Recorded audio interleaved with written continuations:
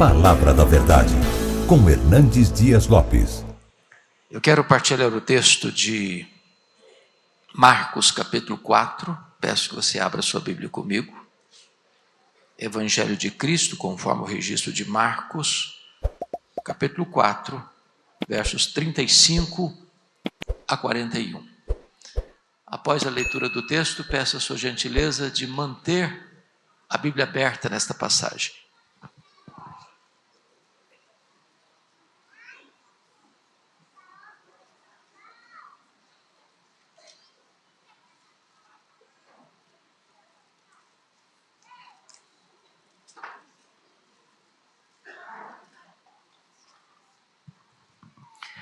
O texto diz assim: naquele dia, sendo já tarde, disse-lhes Jesus: passemos para outra margem. E eles, despedindo a multidão, o levaram, assim como estava no barco, e outros barcos o seguiam. Ora, levantou-se grande temporal de vento, e as ondas se arremessavam contra o barco, de modo que o mesmo já estava a encher-se de água.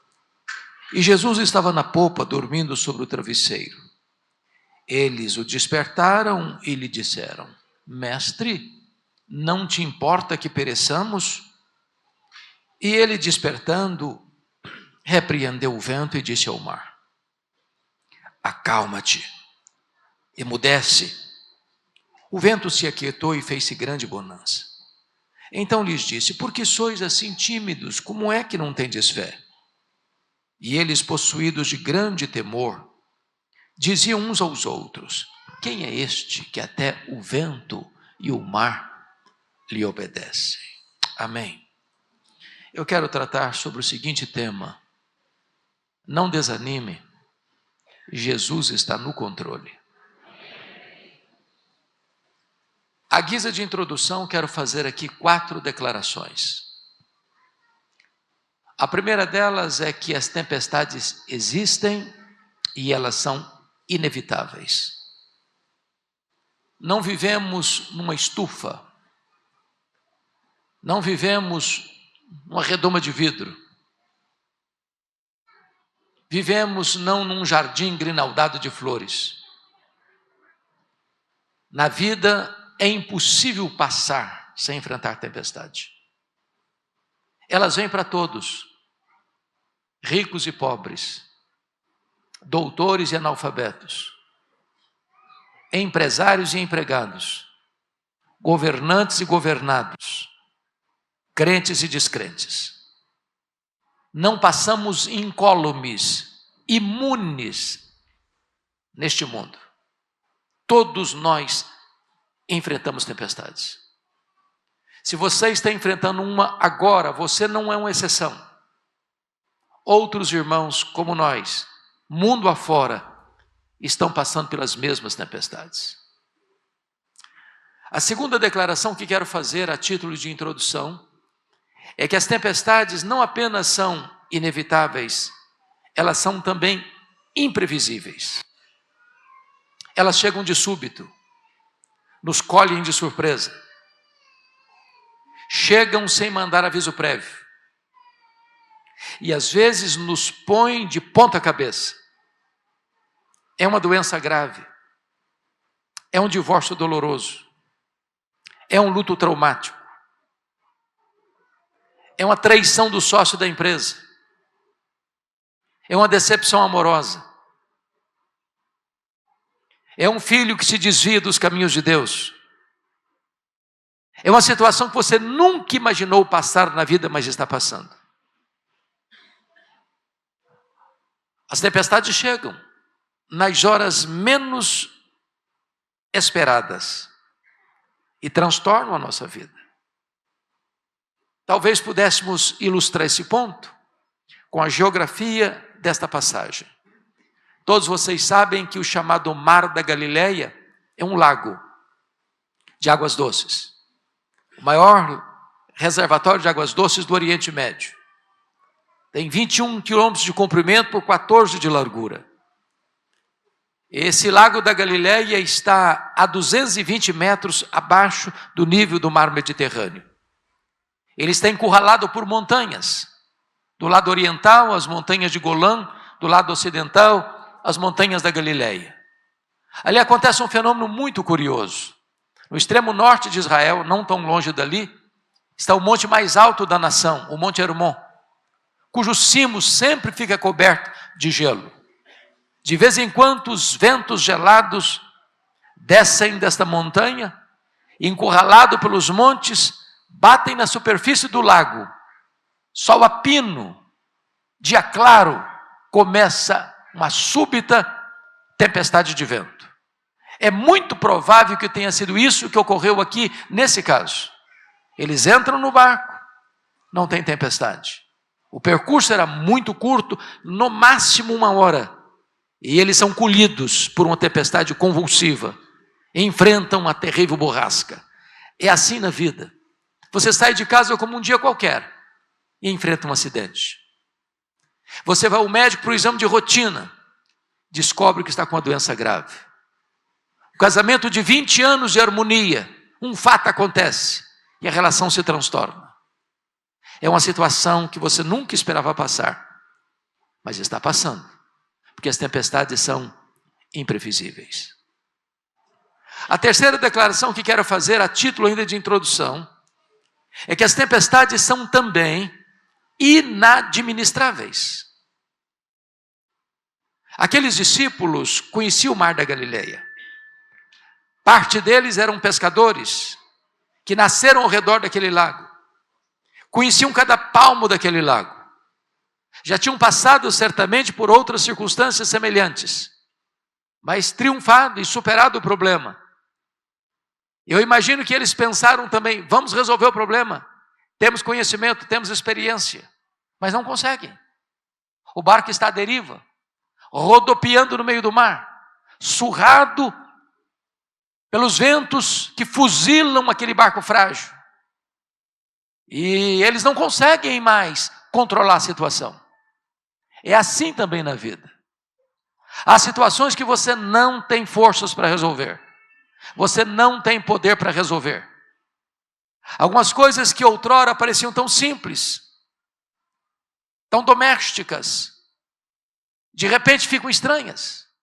Quantas vezes, pastor Juliano, já tem escutado pessoas no meu gabinete pastoral dizendo, pastor, aquela pessoa com quem me casei não é mais a mesma. Aquela pessoa amável hoje é cáustica. Aquela pessoa doce hoje é amarga. Aquela pessoa que convivia conosco com tanta harmonia agora cria verdadeiras tempestades dentro de casa. E não conseguem mais administrar o problema. As tempestades são inadministráveis. Mas a última verdade que eu quero declarar aqui é consoladora. É que as tempestades são também pedagógicas. Isso significa que você e eu cremos que Deus é soberano. E afirmar que Deus é soberano significa que você não crê em acaso, que você não crê em coincidência, que você não crê em sorte, que você não crê em azar, que você não crê em determinismo cego, que você não crê em misticismo, que você não crê em olho gordo, que você não crê em macumba para crente, que você crê que a mão de Deus dirige o seu destino. Que se você está passando por uma tempestade, Deus não foi pego de surpresa. Deus não está lá no céu esfregando as mãos sem saber o que faz com a sua vida. Tudo o que acontece conosco tem a permissão divina, tem o propósito divino, tem uma pedagogia divina. As tempestades vêm não para nos destruir, mas vêm para nos fortalecer. Elas não vêm para nos jogar no chão, elas vêm para tonificar as musculaturas da nossa alma e nos levantar. Elas não vêm para nos reprovar, mas vêm para nos provar e nos aprovar. Então, se você está passando uma tempestade, entenda que Deus está trabalhando por você e não contra você. Dito isto, a título de introdução, vamos então à análise do texto. O contexto dessa passagem prova que Jesus passara todo aquele dia ensinando as parábolas do reino.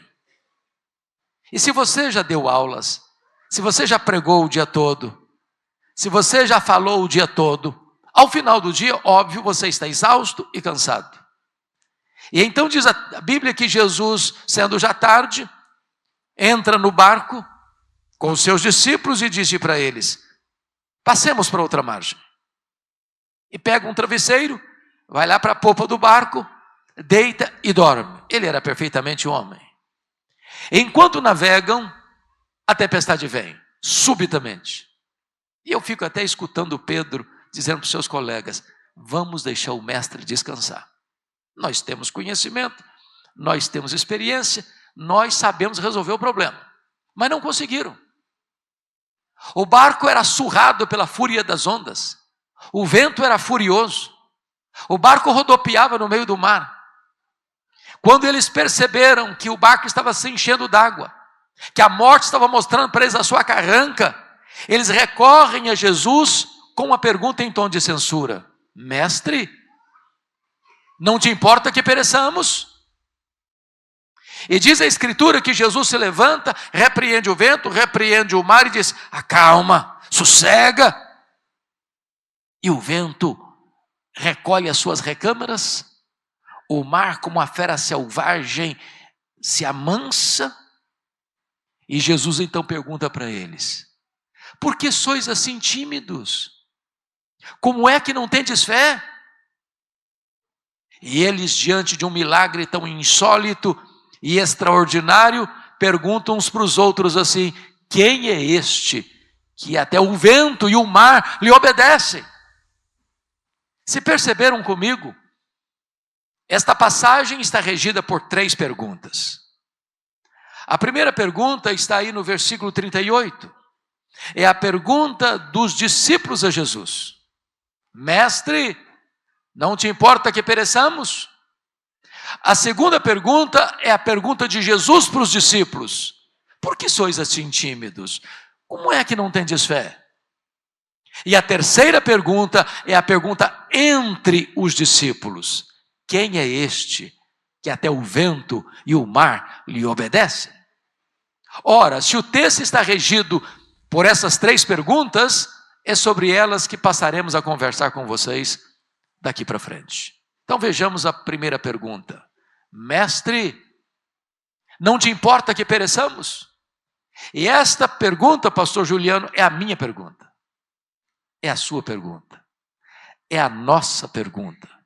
Nas horas mais difíceis da vida, nos vales mais escuros da vida, nas provas mais dolorosas da vida, nas horas em que o nosso corpo está sendo surrado pela doença, nas horas em que as lágrimas rolam quentes pelo nosso rosto, nas horas mais difíceis da nossa jornada, na hora da nossa fraqueza mais extrema, na hora da nossa provação mais dolorosa, quando você se vê encurralado por circunstâncias medonhas que vão engolir você, e você se sente completamente tomado de pavor, de medo, com a morte mostrando para você a sua carranca, você também chega para ele e diz: Senhor, não te importas? Não vais fazer nada? Não estás vendo o perigo? Não vês que nós estamos em apuros? Vais continuar dormindo? Estás longe de nós? Por que tu não nos socorres? Essa é a nossa pergunta.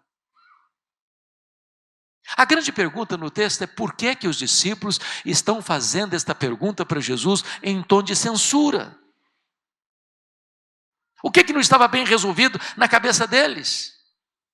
O que não estava bem resolvido na cabeça deles, em primeiro lugar, era conciliar a ordem expressa de Jesus: passemos para outra margem, com a tempestade. Porque qual é o conceito normal que nós temos como crentes? Se eu estou fazendo o que Jesus me mandou fazer, vai dar tudo certo. Vou navegar em águas calmas. Vou fazer um voo de cruzeiro. Não vai ter tempestade.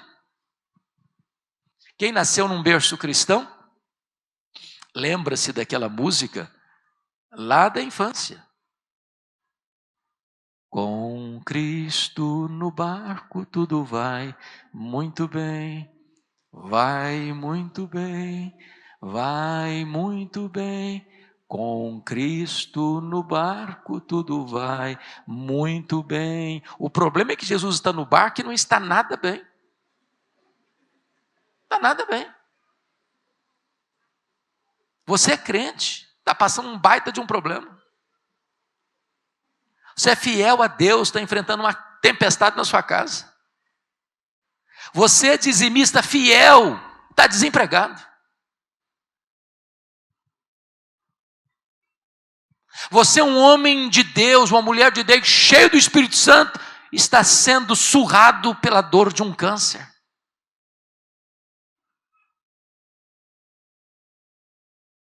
Mestre, não te importa que pereçamos? Como entender isso? Eu estou fazendo o que Jesus me mandou fazer e a tempestade me pega. Mas tinha uma segunda coisa que não estava bem resolvida na cabeça deles. Era a urgência da necessidade deles com a aparente demora de Jesus. O que Jesus estava fazendo no barco? Dormindo. Quem está dormindo não está agindo. E se você tem uma crise, 1 minuto é uma eternidade. Eu vou lhes dizer que a demora aparente de Jesus nos perturba mais do que a própria tempestade. Eu vou lhes dizer que o silêncio de Jesus grita mais alto nos ouvidos da nossa alma que o ruído mais barulhento das circunstâncias mais adversas. É quando você ora com urgência para uma cura e a pessoa fica mais enferma ainda. É quando você ora para um marido, para a conversão dele, ele fica mais implacável ainda. É quando você ora pela conversão de um filho, ele fica mais indiferente ainda. É quando você ora pela sua empresa e parece que fecha a conta no vermelho cada vez mais. A resposta não chega. O socorro não vem. Eu acho que a maior crise de Marta, lá em Betânia, não foi nem a doença do Lázaro. Foi a demora de Jesus. E notem que ela dá o recado com uma teologia muito boa. Ela não diz para Jesus: Senhor, cancela a tua agenda aí, corre para cá, temos pressa, temos urgência. Não, não foi isso não. Senhor, está enfermo aquele a quem amas. Que quem ama tem pressa em socorrer a pessoa amada. Agora, por favor, compreenda comigo o cenário. De Betânia, aonde Jesus estava, era cerca de 35 quilômetros. Era um dia de viagem, a pé. Então diz o texto que Marta manda o mensageiro a Jesus, e quando Jesus recebe o recado, ele gastou um dia para ir. Quando Jesus recebe o recado, Jesus diz para os seus discípulos assim: o Lázaro morreu. Morreu quando? No dia que o cidadão saiu da casa da Marta. Mas qual foi o recado de Jesus?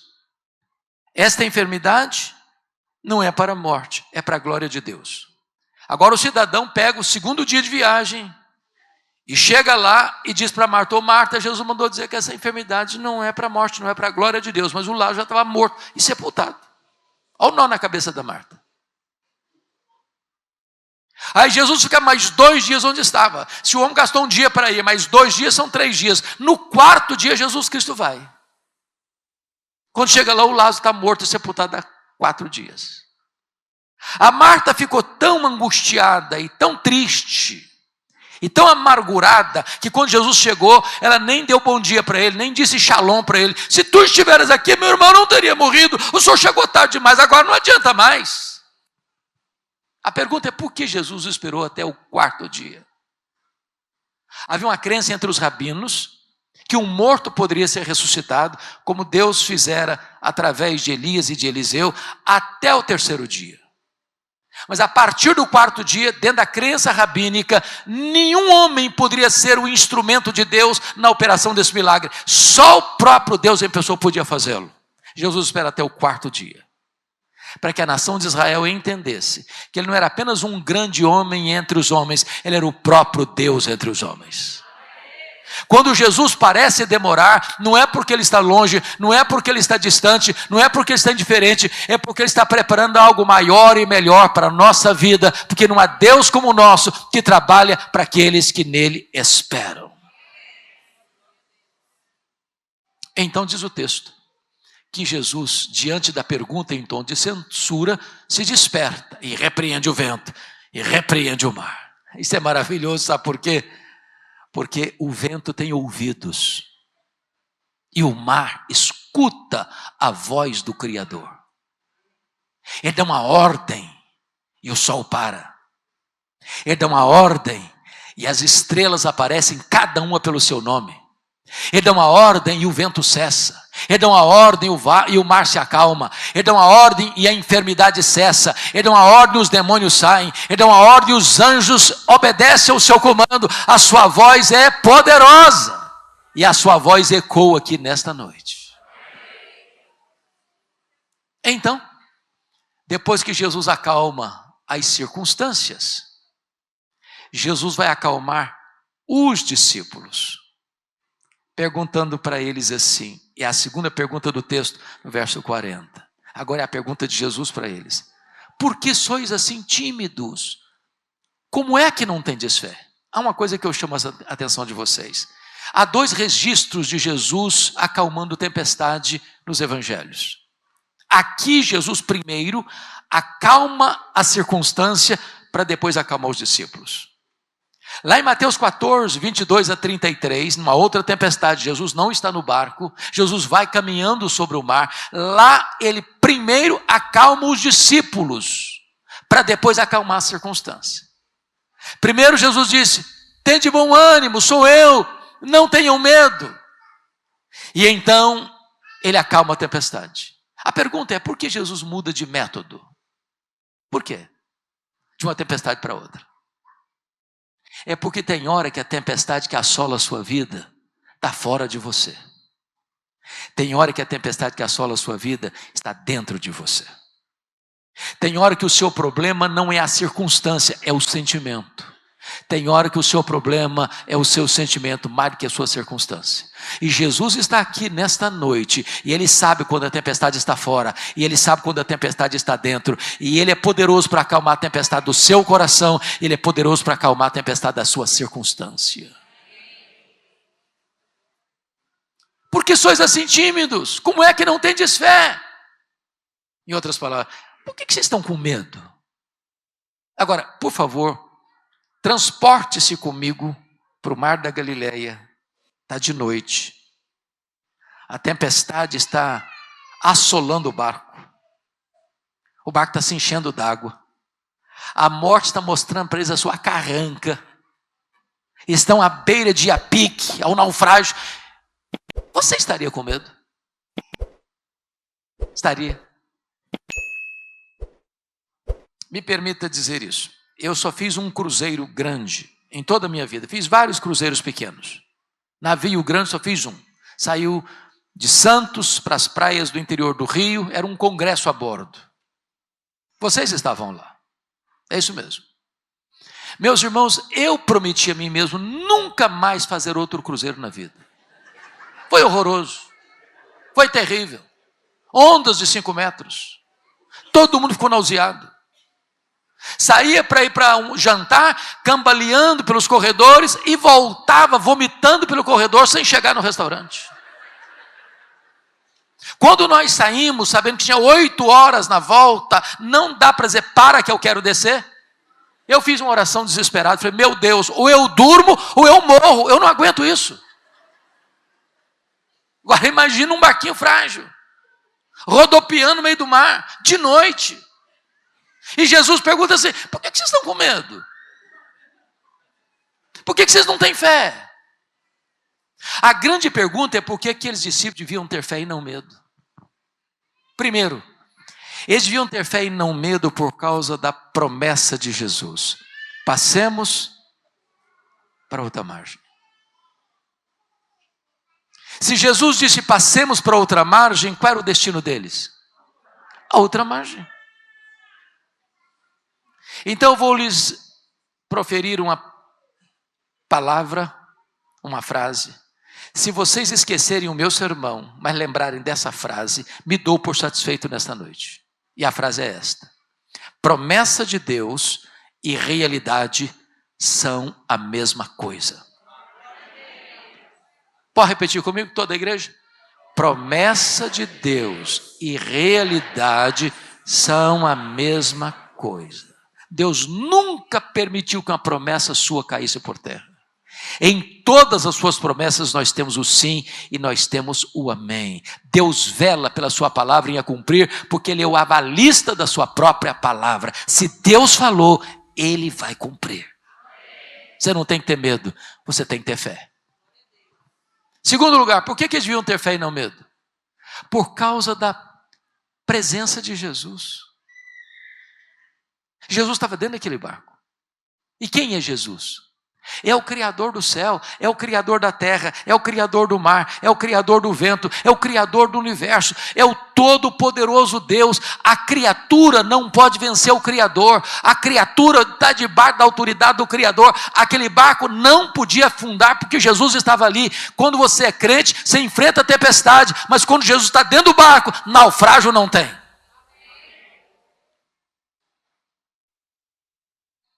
Posso até lhes garantir, irmãos, que o único antídoto contra o medo que assola o nosso coração não é a sua força física, não é a sua inteligência, não é a sua sabedoria, não é a sua influência, não é o seu dinheiro, é a presença de Jesus com você.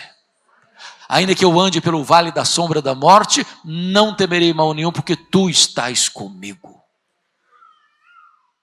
A terceira razão por que eles deviam ter fé e não medo: primeiro é a promessa, segundo é a presença, terceiro é a paz de Jesus. O que Jesus estava fazendo no barco? Dormindo. Ele sabia que a tempestade viria? Obviamente sabia. E se sabia, por que dormiu? Dormiu porque sabia que tudo estava sob controle. Então, vou lhes dar uma definição de paz. Paz não é ausência de tempestade. Paz é você saber que apesar da tempestade, tudo está sob controle. Não do seu controle, não do meu controle, mas do controle de Jesus. Ele está no controle. Eu não sei a tempestade que você está passando, mas eu vou lhe dizer nesta noite: Jesus está no controle. Quarto lugar, por que eles deviam ter fé e não medo? Primeiro, por causa da promessa. Segundo, por causa da presença. Terceiro, por causa da paz. Quarto, por causa do poder de Jesus. Marcos cuidadosamente reúne ao redor desta passagem outros episódios que destacam o poder de Jesus. Se não, vejamos. Aqui, Jesus tem poder sobre as forças da natureza. Mas diz o texto que naquela viagem de noite, Jesus desembarca do lado oriental do lago, daquilo que nós chamamos da região de Decápolis. A palavra Decápolis é uma palavra grega que significa 10 cidades. Ali ficava a cidade de Gadara, uma das 10 cidades. É um despenhadeiro, nós chamamos hoje de Montanhas de Golã. E quando Jesus desembarca naquele despenhadeiro de noite, depois de uma tempestade, é um cemitério. E tudo que você não espera ver num cemitério de noite é gente viva. E tinha um homem lá, vivo, nu, violento, gritando entre os sepulcros, possuído de 6.000 demônios.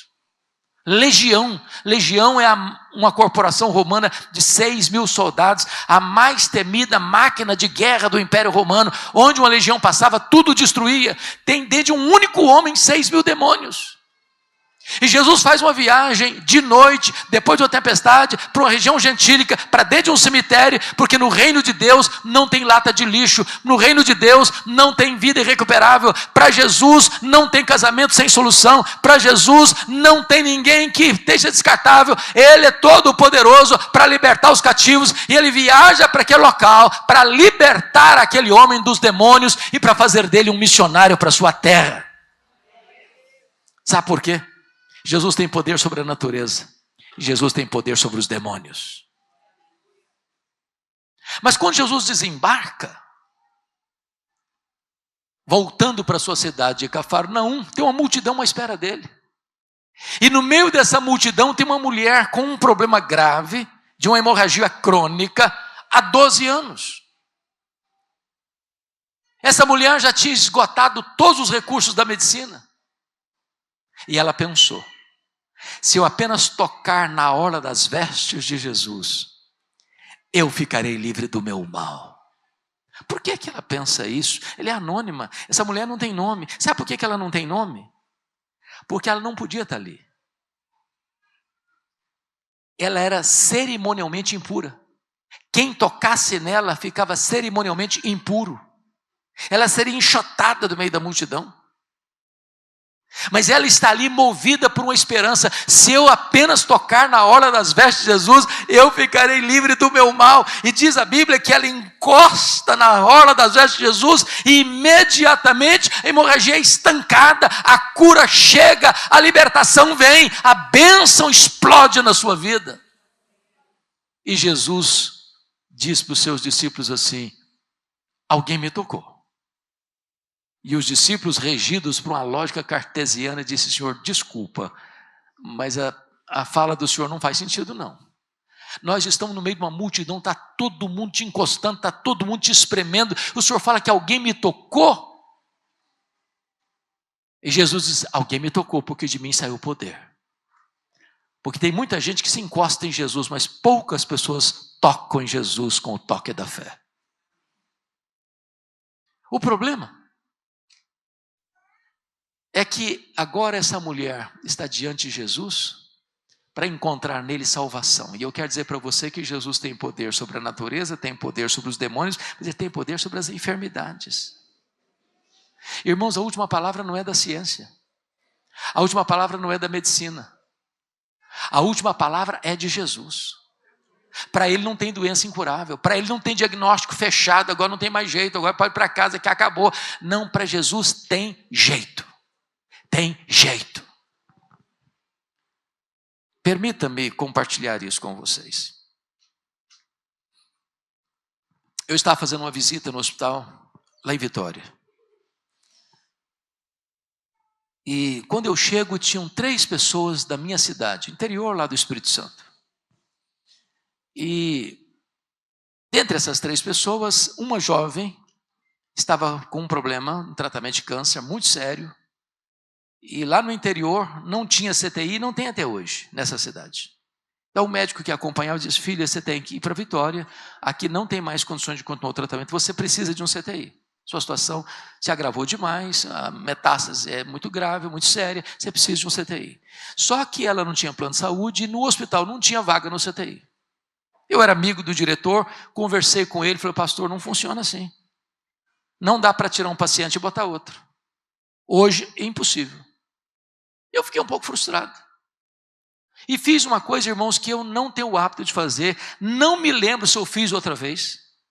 Mas naquele dia eu fui impulsionado a fazer. Eu cheguei na porta do hospital, disse: minha filha, aqui não tem vaga. Mas nós podemos fazer uma coisa maior e melhor que pedir uma vaga num CTI. Nós podemos pedir para Deus curar você. E eu impus as mãos sobre ela, lá na porta do hospital. Disse: meu Deus, o Senhor tem poder para curar essa moça. Quando eu estou terminando de orar, chega um rapaz, conhecido também dela, e disse: eu conheço você, e você tem um primo que é médico numa outra cidade do estado, e lá tem CTI. Falei: então vamos ligar para lá. Peguei o telefone, liguei, o médico atendeu. Era primo dela, falou: pode trazer minha prima para cá, aqui tem vaga. Traz todos os exames que eu quero olhar. Mostrou os exames todos, a situação era muito grave. Botou ela numa maca para observar, achou a coisa meio estranha e tal, submeteu aquela moça aos mais rigorosos exames, não tinha absolutamente mais nada em seu corpo. Naquele dia ela foi liberada para voltar para sua casa. O ano passado, pastor, eu fui pregar lá na minha cidade, como prego todo ano, entre Natal e Ano Novo.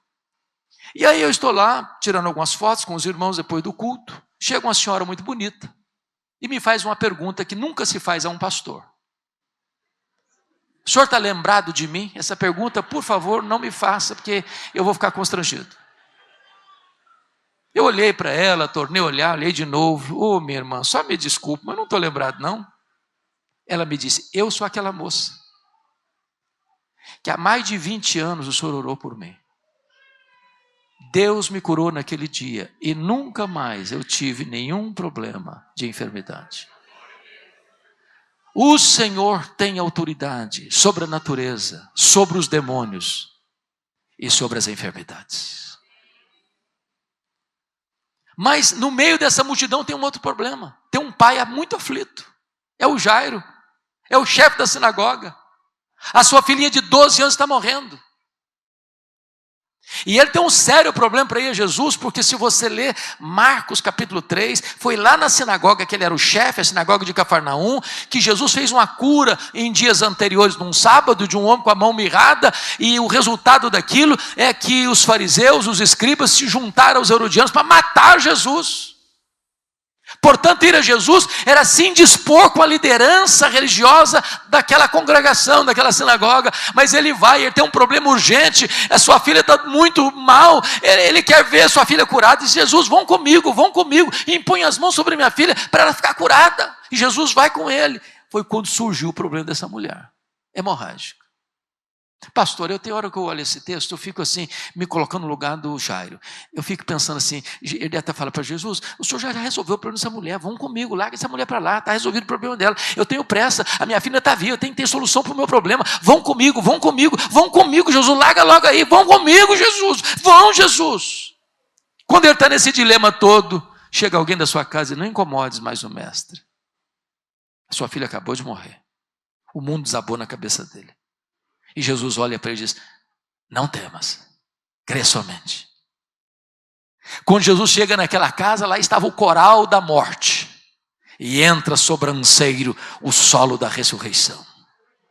E entra no quarto, fala em voz materna da menina, na língua materna dela, o aramaico.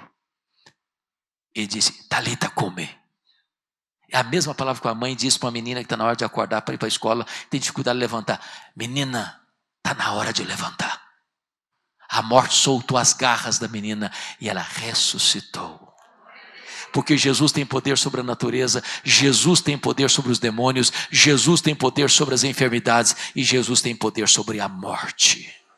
Ele venceu a morte, ele matou a morte, ele ressuscitou, inaugurando a imortalidade. Mas agora vem a última pergunta do texto. No versículo 41, agora não é a pergunta dos discípulos para Jesus, não é a pergunta de Jesus para os discípulos, agora é a pergunta entre os discípulos. E a pergunta é esta: quem é este que até o vento e o mar lhe obedecem? Que pergunta emblemática. Quem é este? E nesta noite nós poderíamos responder esta pergunta. E afirmar que este é aquele que junto com o Pai e o Espírito Santo, no conselho da Trindade, nos refolhos da eternidade, antes da criação do mundo, traçou um plano perfeito, eterno, que não pode ser frustrado, incluindo a sua vida. Quem é este?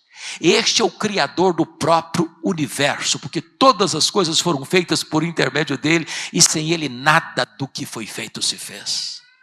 Quem é este? Este é aquele que sustenta todas as coisas pela palavra do seu poder. Quem é este? Este é a semente da mulher que nasceu para esmagar a cabeça da serpente. Este é o descendente de Abraão, em quem todas as famílias da terra são abençoadas. Este é aquele que é representado pela coluna de fogo e pela coluna de nuvem. Este é aquele que é representado pelo maná que caía do céu e pela água que brotava da rocha. Este é o Cordeiro de Deus, cujo sangue vertido, colocado no batente das portas, libertou os primogênitos da morte no Egito. Quem é este? Este é aquele que é representado pelo tabernáculo, este é aquele que é representado pela arca da aliança, este é aquele que é representado pelo que estava dentro da arca, as tábuas da lei, o vaso com maná, a vara seca de Arão que floresceu. Este é representado pelo tabernáculo, este é representado pelo templo, este é representado pelas festas, este é representado pelos sacrifícios, este é representado pelo sábado. Tudo era sombra dele. Ele é a realidade. Quem é este? Este é o maravilhoso conselheiro, este é o Deus forte, este é o Pai da eternidade, este é o príncipe da paz, este é o sol da justiça, este é a brilhante estrela da manhã, este é o Messias, este é o desejado de todas as nações. Quem é este? Este é o verbo que se fez carne e habitou entre nós, cheio de graça e de verdade. Quem é este? Este é o Cordeiro de Deus que tira o pecado do mundo, o Cordeiro que foi morto, mas está vivo pelos séculos dos séculos. Quem é este? Este é o cabeça da igreja, este é o fundamento da igreja, este é o dono da igreja, este é o edificador da igreja, este é o protetor da igreja, este é o noivo da igreja. Quem é este? Este é aquele que andou por toda parte, fazendo o bem, libertando os oprimidos do diabo. Os cegos viram, os surdos ouviram, os mudos falaram, os coxos andaram, os mortos ressuscitaram. Quem é este? Este é o grande, é o sol, este é o pão da vida, este é a luz do mundo, este é a porta das ovelhas, este é o bom, o grande, o supremo pastor, este é a ressurreição e a vida, este é o caminho, a verdade e a vida, este é a videira verdadeira. Quem é este? Este é o Rei dos Reis, este é o Senhor dos Senhores, este é o Alfa, este é o Ômega, este é o princípio, este é o fim, este é o amado da nossa alma, este é a nossa paz, este é a nossa alegria, este é a nossa justiça, este é a nossa herança, este é o Salvador, o Senhor, o Cristo de Deus. Quem é este? Este é aquele que por amor de nós, sendo Deus, não julgou como usurpação ser igual a Deus. Antes a si mesmo se esvaziou, assumindo a forma de servo, humilhando-se até a morte e morte de cruz, pelo que o Pai o exaltou sobremaneira. Ele deu o nome que está acima de todo nome, para que o nome de Jesus se dobre todo o joelho, nos céus, na terra e debaixo da terra, e toda língua confesse que Jesus Cristo é Senhor, para a glória de Deus Pai. Quem é este? Este é aquele que suou sangue no Getsemane, que chorou no Getsemane, que disse: Pai, se possível, passe de mim este cálice, sem que eu beba, mas seja feita a tua vontade. Quem é este? Este é aquele que foi cuspido e esbordoado no sinédrio judaico. Este é aquele que foi vilipendiado e espancado no pretório romano. Este é aquele que caminhou exangue pelas ruas de Jerusalém, sob apupos e vaias, por uma multidão ensandecida. Quem é este? Este é aquele que foi pregado naquele lenho maldito, mas transformou aquele patíbulo de horror num palco para a glória de Deus e num instrumento para a nossa salvação. Quem é este? Este é aquele que morreu pelos nossos pecados, foi sepultado, mas ressuscitou para a nossa justificação. Quem é este? Este é aquele que voltou para o céu, este é aquele que derramou o Espírito Santo, este é aquele que está sentado no trono, este é o grande sumo sacerdote, o advogado justo que intercede por nós junto ao Pai. Quem é este? Este é o noivo da igreja, que vai voltar pessoalmente, visivelmente, audivelmente, repentinamente, inesperadamente, gloriosamente, para buscar a sua noiva. Quem é este? Este é o juiz de vivos e de mortos, que vai assentar no trono e vai julgar as nações. Este é aquele que vai dizer para a sua noiva: vinde, benditos de meu Pai, entre na posse do reino que vos está preparado desde a fundação do mundo. Quem é este? Este é o amado da nossa alma, que está dizendo para você e para mim nesta noite: você não precisa ter medo, você precisa ter fé. A este Jesus honramos, a este Jesus glorificamos, a este Jesus reconhecemos que Ele é a razão da nossa vida, e a Ele tributamos o nosso louvor pela vida desta igreja, pelos 54 anos desta igreja, e a este Jesus que esta igreja há de pregar até que Jesus volte e até que nós estejamos com Ele para sempre e sempre e sempre e sempre. Bendito seja o Senhor.